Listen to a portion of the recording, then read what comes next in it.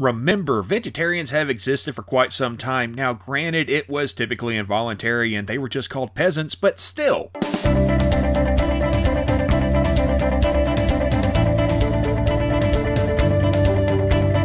Hey folks, welcome to This Week in History. We're taking next week off and, well, we're ready to get the hell out of here, so let's do this. On October 11th at 11:38, a magnitude 7.1 earthquake hit Aleppo. It ended up being the third deadliest earthquake in recorded history with an estimated 230,000 casualties. In 1634, about 15,000 people died during the Burkhardy flood, which mostly affected Denmark and Germany and was the result of a storm tide. On August 12th of 1492, Christopher Columbus's first expedition made landfall in the New World. Now, we're not 100% sure which Caribbean island he landed on, but we know it was over here. In 1692, the Salem witch trials finally ended after the arrival of a letter from William Phips, who was the governor of the province of Massachusetts Bay. On October 13th at 54, Roman Emperor Claudius died from poisoning, most likely from his wife Agrippina, leading to his grandnephew Nero taking over, and yeah, that did not end well. In 1307, hundreds of French Knights Templar were arrested by order of Philip IV, ironically known as Philip the Fair, and this led to arrests all across Europe and pretty much the end of the Knights Templar. By the way, Philip's reason for doing this was because he owed them a bunch of money in war debt.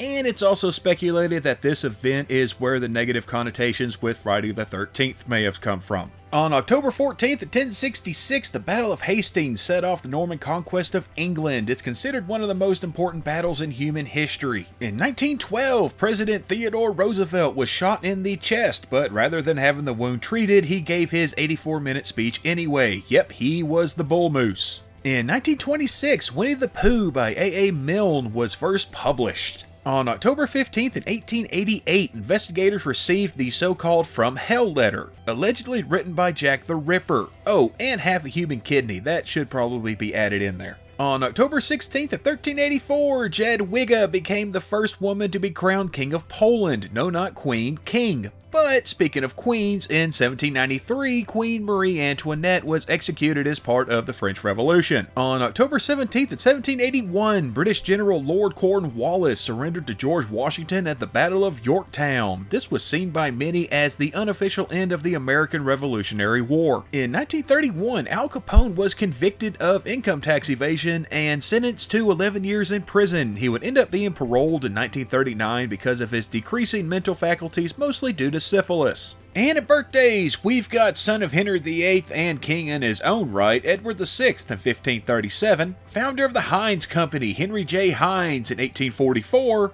and the father of American education, Noah Webster, was born this week in 1758. And that's just gonna about do it for this week. Remember, we're off for several days, but we're coming back, so don't worry. Until then, be happy, buy a mug, and live the best life you can.